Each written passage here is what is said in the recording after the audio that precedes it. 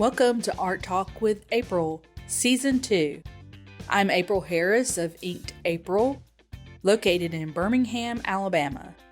This season we'll be talking with new artists and professional expert artists.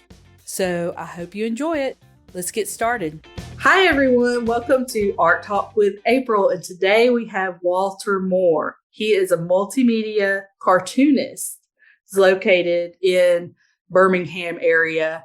Walter, can you tell us how you got started in creating art?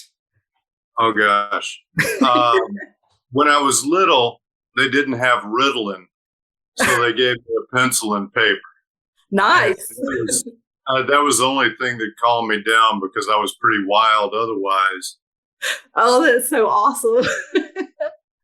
Because I've got a little boy who's 7 years old, and that sounds so much like him. He would be just so content sitting down and just, making stuff. So that's great. That's the basics. Yeah. Yeah. Did you go to any school or anything like that, or are you self-taught? I had a good art teacher in 8th grade, Mrs. Glass, and I had Mrs. Marilyn Morris, I believe, if my memory's not shot, was a private teacher in Selma, where I grew up. And she put up with me for a little while. She was very nice. I wanted to do cartoons, and, that wasn't what she was hired to teach me, but I still learned. And I was able to take art classes at the University of Alabama, and I was in graphic design, but did a little bit of everything, some printmaking, some of this, that. Sure. And I really learned a lot at jobs during school and after school. Did some magazine illustrations while I was a student for a magazine called Voya, which was a library magazine for young adult readers. They were very nice to me. Dorothy and Mary Kay.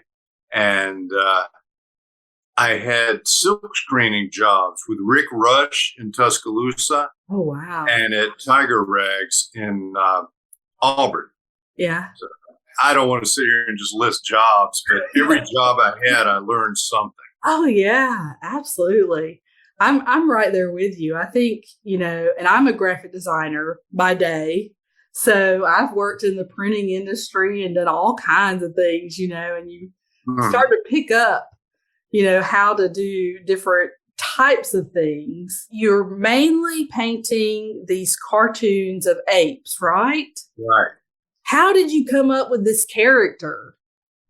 Okay. The ape is me. I am the ape. Yeah. That's how it started. And my wife, Lisa, calls me Ape at home. She's like, Ape, what do you want to eat? Stuff like that.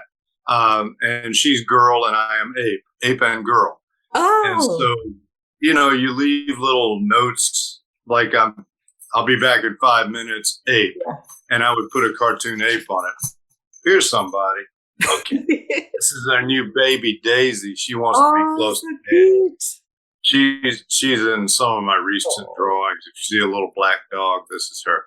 Oh. But anyway, back to apes. In the before times, I would work as a language teacher. I would work in Alabama, and I also had a gig in Texas. Oh, wow. Where I would work in the summer. And one summer I was there, and I missed Lisa, so I got about 100 blank postcards from the post office. Every day, wherever I was, I would draw a cartoon ape doing what I was doing. And I'd send them to her, and she treasures them still. And I was casting about for a way to make extra money selling things on eBay. Lisa was always supportive. She's always draw some cartoons and sell them. And so she eventually told me to draw the apes, and I told her she was wrong. And when I did do some, they sold. So I kept doing it. Yeah. Oh, that's so cool. I was just doing little Sharpie marker drawings on quarter pieces of paper for a couple $3 profit. And I would try to do 20, 30, 40, 50 a day, Oh my gosh. Yeah, I found the limits. The limit seems to be 60 of human capability. Oh my gosh. But, if you try to do 60, you can knock out a dozen pretty easy. Oh, yeah. Really? Oh my gosh. I can't imagine doing that many. So you've probably done hundreds of thousands. I think of the small drawings, I did about 3,000. Yeah.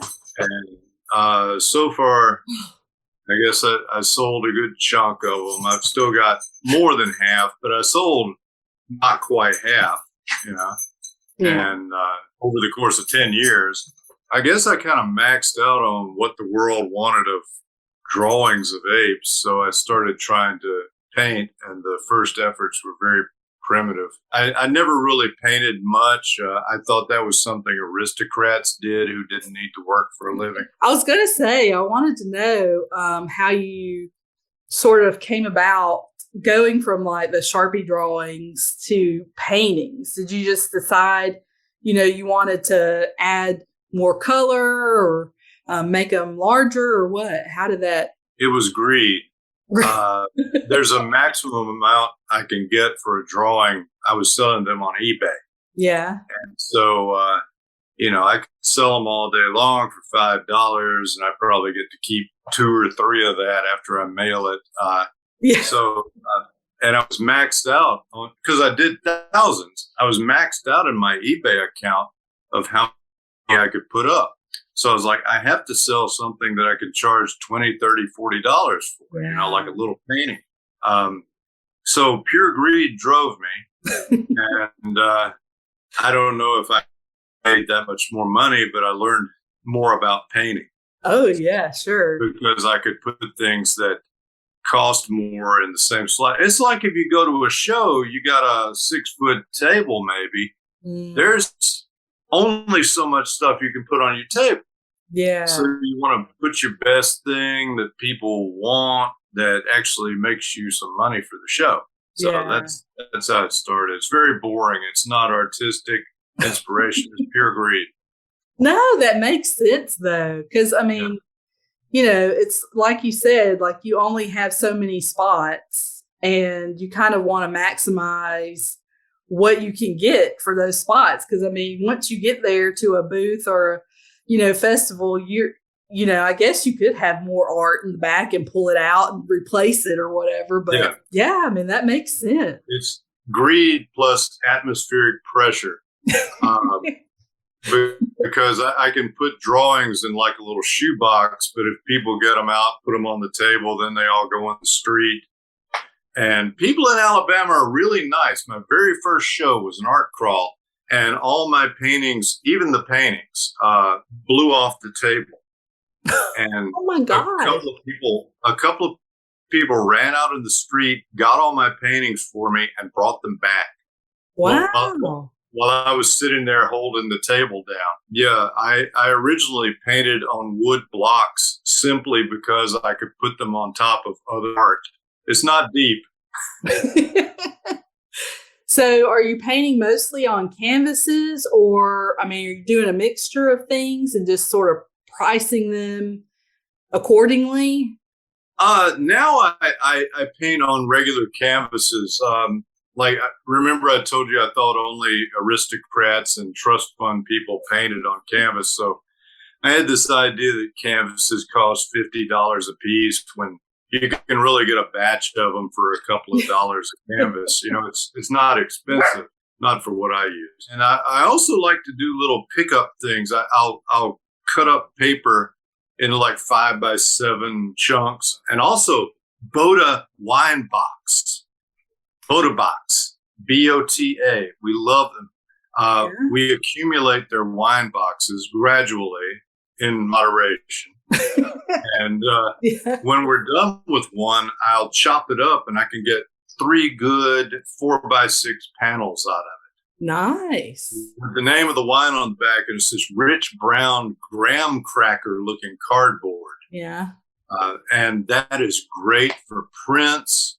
It's great for drawing with like neon inks. So I like those little batches of drawings that you can do literally in a bus or meeting kind of on the sly if you're bored. Yeah. You know? And you can scan them or sell them at a fair, or at the bottom line, it keeps me from needing Ritalin still. Yeah. There'll be little scraps that are too small for 4x6, so I chop those up into baseball card size. Yeah. And you can do quick sketches on them. You can spend a long time and try to make it look like a Dutch miniature of an ape. Or you could just do a quick sketch, and little kids come to the show. They might not even have $1. You just give them one, and that's so awesome. It's something. Everybody gets something. If you're broke, come to my table. I'll draw you an ape right there. So. That's so great. Creating these characters based off of you and your wife. And I noticed that they're doing like all kinds of different things. Is this just a variety of activities they're doing, or what's your direction there? Basically, they live in a world that is more surreal than ours. But if I had to pin it down, it would be like early 60s Rat Pack Sinatra, Mickey Spillane, detective noir world. Everybody's got a fedora. Cigars and cigarettes don't hurt you, so everybody smokes them. I personally do not smoke, kids. Don't smoke. It's a waste of money. It's just like a world I sort of glimpsed when I was a very small child in the early 60s. Yeah. And the style of artwork, I haven't quite gotten there. But what I'm reaching for is the same kind of thing that Sal and Mad Men might be putting on an ad. Those old magazines that I would see lying around the house when I was a toddler, that kind of artwork. Yeah. Just everything's a little stylish, but a little gritty at the same time. I gotcha. Okay. That makes so much sense. So like, do you have a favorite artist or favorite kind of style that you like? My favorite artist in present day, based on whose work I collect, is Scott Carroll. Okay. He was out of Rhode Island. I think he's moved to Maine since. I've never met him in person. I'd like to. He's a cool guy. And I actually stole one of his painting techniques, and I told him, it's like, I like the way he does the background colors on his own work, so I just stole it. And he's also more cartoony too, kind of a kindred spirit. I guess of all time, I don't know. I like Goya, got that cartoony darkness to him. Oh yeah, Back in the 80s, I had a coffee table book of Maxfield Parrish. He did ad work in the 20s and 30s, I think. Yeah. He did all sorts of a King Arthur looking fantasy world. And if you go through Hollywood and Homewood, the old houses are built like little fantasy Hollywood castles. Yeah. And it's kind of the era he was from. And I remembered, after not thinking about it for 40 years, that he used to start his works with an undercoat of white. So if the man was painting a tree, he paints the entire tree just in white. And then he sort of stained it with glazes. And I was like, that stuck with me. And I was doing that, but I didn't know why. But Maxfield Parrish, it's very commercial. You'll see like a couple of elves or something looking at a light bulb for General Electric, but it's, at the same time, it's got a sort of a cool air to it. Yeah. It wasn't just an ad. It was a fantasy world. Isn't that so interesting how I feel like artists, you kind of pick up along the way these little things that for whatever reason, it it sticks with you. And somehow, I mean, like you're just, you've seen these things, in a magazine or something like that. And then the next thing you know, they're in your own work somehow, and it's, I think too, what makes everybody unique in their work is that we're all kind of, I think if you're being original and you're being unique, then you're pulling from just life itself, from your own experiences, Yeah, at first, with the ape cartoons, I was trying to do so many. It was hard to come up with ideas. I mean, I think the first 20 I did were just professions. I did a doctor, a lawyer, a cop, an EMT, whatever I could think of, a banker, a baker, a butcher. And I got through with that and I was out of ideas. And so in the early days, I would take a crossword puzzle and I would do a cartoon inspired by each clue. Wow. Whatever. It didn't matter. I just needed something to kick it off. Yeah. But now I'm just sort of, it's all around you. You don't need to think that hard. Like I'm looking at a potted plant right now and I could come up with some idea based on a potted plant. So yeah, it's everywhere.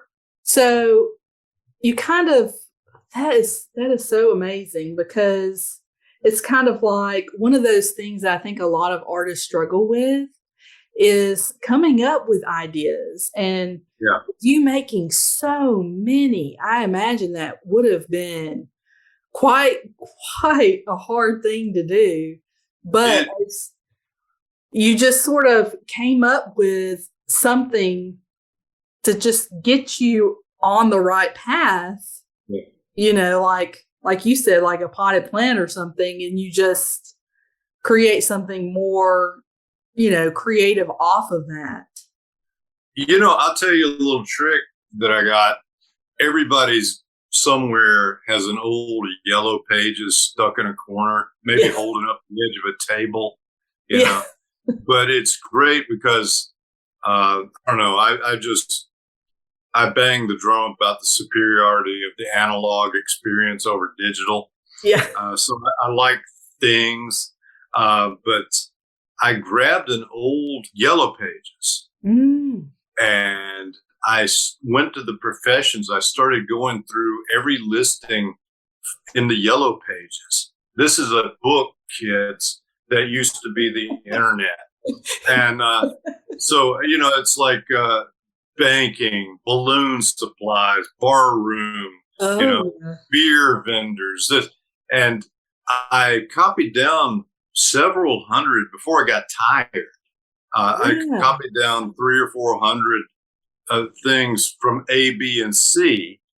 And I wrote them on a piece of paper that I take with me and my blank pieces of paper. Yeah. And anywhere I find myself stuck for a few hours, I would just get the ideas from those. And so for some reason, I came out with like 14 things having to do with airplanes because those were the first listings. Yeah. And things I wouldn't have thought of, like airplane sales. Somebody does it. And so my ape's doing it. Airplane repair, air ambulances, and crop dusting. There's a cartoon and everything. You just do a little cartoon. And that's a way to get ideas. Yeah. Another way you could do it, I haven't done it completely. You could see what you do that sells and only do that. I do little space apes and they almost always sell, and I'd probably be prosperous if I only did the space apes. But I like those. Yeah, those are some of my favorites. Well, I try to do enough that if people want some, I mean, I enjoy doing them because they're space apes. Yeah, but I try to do some. But I'm like, if I only did this, I might as well just go get a real job. You're getting really bored very fast. Yeah, or maybe people would suddenly get tired of space apes, and then here I'm stuck with 1,000 space apes that I can't move. So a few, keep a few going. Yeah. Oh, love that. Space apes in here. But those are some great ideas, because I think that, like we're talking about, that's just something that artists struggle with, and you get stuck kind of doing the same idea over and over, or some variation of it, and that may work, but you need something to kind of give you a spark, something to just, like a prompt, basically. Can I tell a story for the 20-year-old me in case we invent a time machine and he looks at this? Yeah. Go for it. Okay, the 20-year-old me, and it may be the 20-year-old somebody else who's listening right now. I know about you. Okay. I would sort of devote my whole life to one drawing. I would pour my evenings into it. I'd listen to, album-oriented rock all night long while I drew. And then I would take that one drawing and I would take it to one place and I would show it to one person. And I would be devastated if they didn't like it. Oh. I'd just be devastated. Or I would, somebody would let me put one print on the shelf of their bookstore and we wouldn't sell any. And that would just kill me. Yeah. I was like, I hate art. Art has betrayed me. No, the numbers betrayed me. You don't do one of anything. You put at least 2 zeros after that one. So instead of doing one drawing, I would have been better served to do 100. Yeah. Do 100 and show them to 100 people. And when that happens, you get one person who goes crazy. They might buy 20 of that 100. You just sold 20 drawings. Yeah. So my advice to the 20-year-old me would be, don't fall in love with one thing. Just send forth your flying monkey armies of drawings. The Wicked Witch did not send one flying monkey. Yeah. She sent them all. All right. You gotta put zeros after your expectations. If you see, when I go crazy, I was trying to draw 100 a day when I hit 60 and maxed it. But if I had only tried to draw 10, I would have drawn 5 and I'd have been so tired. No, you got to set a crazy number. You got to show it to crazy numbers of people. Thank God for the internet. We get the internet now. You can sell things in Estonia. Really. I mean, they buy things in Estonia. They'll buy your stuff. Yeah. You just got to show them. My friend Don Stewart, he's an artist. You may have interviewed him. You should. Yeah. But I'll steal one of his lines. As it is totally a numbers game. No matter, you could have the least. Okay, April, you're probably a really good artist, but let's suppose you weren't. Yeah. And you could still find one person in 1,000 that would like your work. Yeah. All you got to do is find 100,000 people, and you just sold 100. Yeah. Yeah. So it's numbers. Now I'm just doing the crazy old man ramble, I guess. But yeah, I would say don't give up. Do more. Always do more. And people change when you do more. People change how they think about you. You do one picture, you're that dude from accounting who sort of is good at art, and he did a picture. Yeah. You do 100, you're that dude who's an artist. Yeah.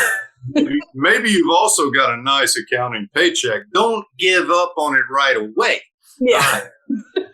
But don't jump the gun. Your friends and family start thinking about you differently. You're serious, even if they don't know you didn't sell but 2 things all year. They don't know that. Yeah. They're telling all their friends that you're an artist, and somebody that's actually going to pay you to do something will know about you through all these people you don't even know are talking about you. Yeah.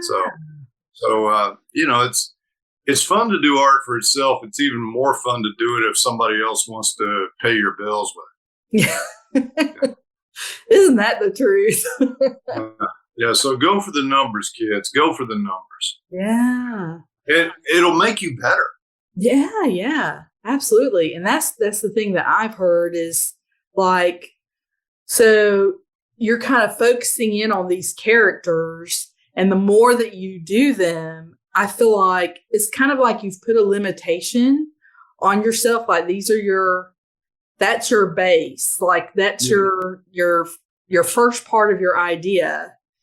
And then you're just growing and growing and growing and growing. And the more you do it, the better it gets, you know? Well, you know, your technique gets better. I used to draw very carefully with pencil. Then I would go back in with ink. Then I would sit there and wait for the ink to dry and then carefully erase things. And I had people tell me that I had a very wooden inking style. And, you know, I'm not saying I'm perfect. I say I'm average now. I was bad then. I was bad. So I've gotten up to average.